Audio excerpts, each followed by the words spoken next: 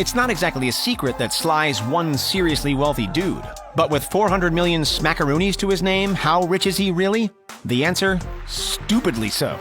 His nearly $500 million stuffed piggy bank makes him worth almost double that of Vin Diesel, Morgan Freeman, and Nicole Kidman. More than 5 times more loaded than the likes of Ryan Gosling, and over 10 times richer than Emma Stone. Make no mistake about it, this guy has cash flowing out of his ears. That being said, Sly's bank balance still falls around $40 million shy of Pirates of the Caribbean star Johnny Depp, and $70 million shy of Forrest Gump himself, Tom Hanks.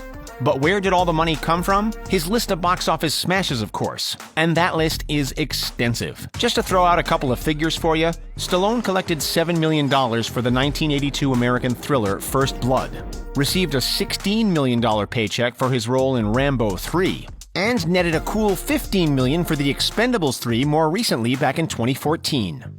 But Stallone wasn't always an A-list actor and money magnate. Before he got his big break, he was struggling to pay the bills, needed to scrape for his meals, and, as rough as it sounds, even needed to sell his own dog in order to put food on the table. Thankfully, after he sold the script for Rocky, he was able to buy his beloved Butkus back, albeit at a seriously infrared price tag. Before we jump into how Stallone spends his cash, let's take a step back. How did he manage to climb the Tinseltown ladder in the first place? The famous actor wasn't born with a silver spoon, nor was he brought up in New York City luxury.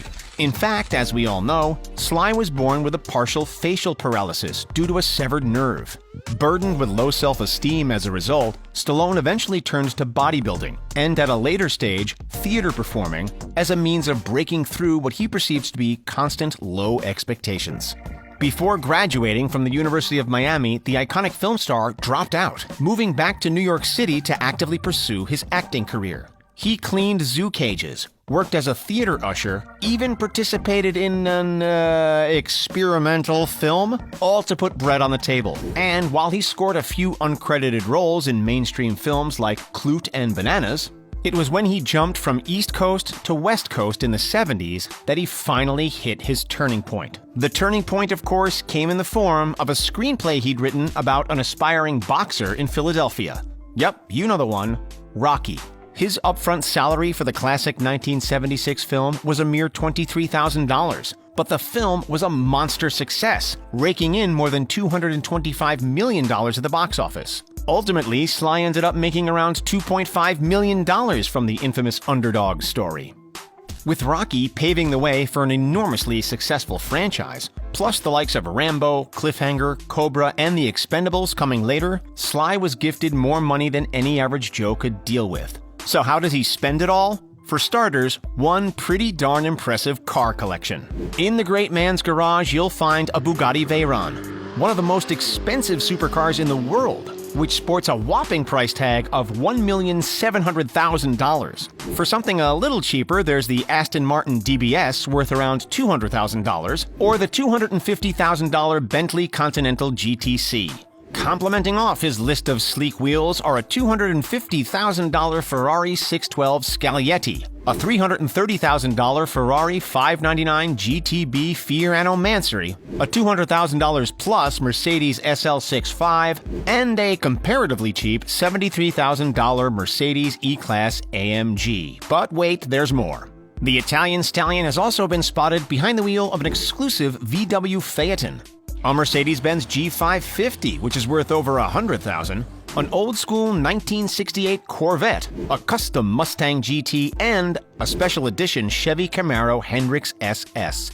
Gee, talk about over the top. Oh, and how could we forget this Cadillac Escalade? The movie star churned out $400K in order to customize its interior to feel and look like a private jet. His love for cars is second to none, clearly, but Stallone also adores his motorcycles. Anyone remember that yellow Harley from Rocky 3? Well, it turns out that the bike, appropriately dubbed the Italian stallion Rocky Balboa Harley-Davidson motorcycle, is for sale. It can reach upwards of $250,000, and you can bet your bottom dollar that one of them sits under Sly's roof.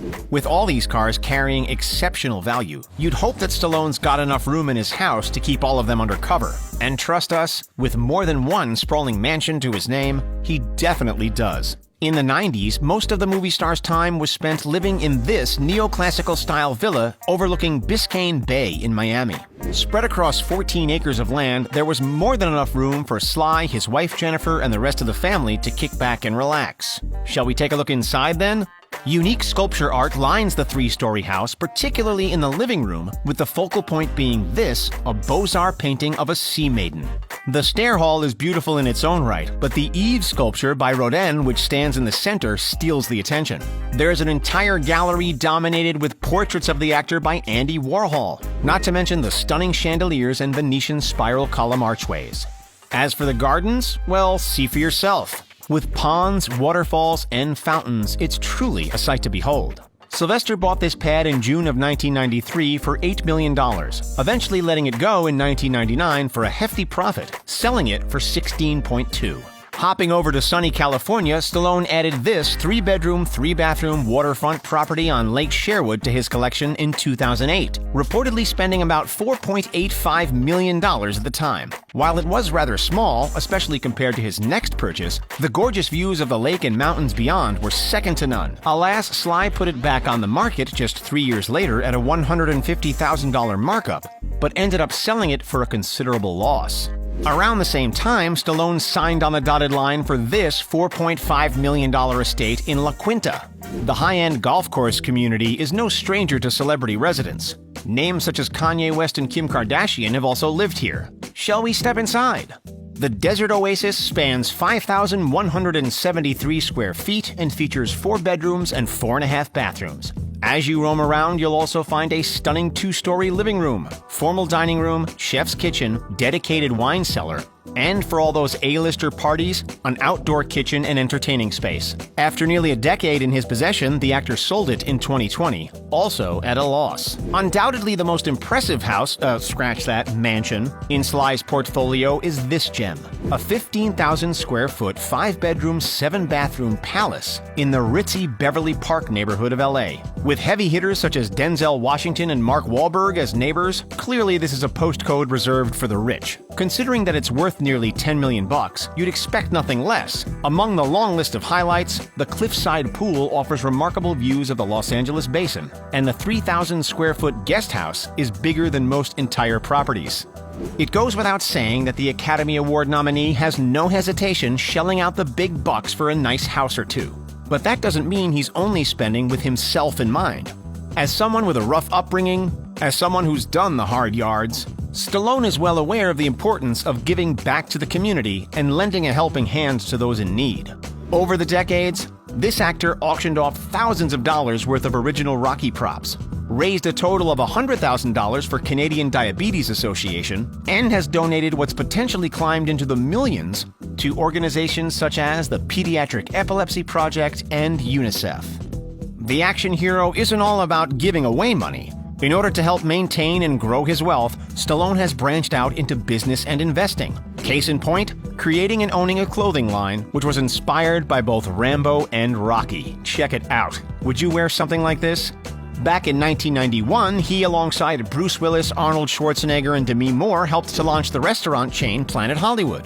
Perhaps most bizarrely, however, he also attempted to create, get this, his very own pudding empire. His company, which was called InStone, produced a pudding snack that advertised itself as low in carbs, high in protein, and downright delicious. Unfortunately, a bitter legal dispute with a food scientist over the rights to the formula dragged on for years, eventually forcing InStone to close its doors. Overshadowing these unique ventures, though, is Stallone's most successful investment practice, producing films. His production company, Balboa Productions, is responsible for money-making feature-length films like Rambo: Last Blood and Samaritan, among a bunch of additional projects.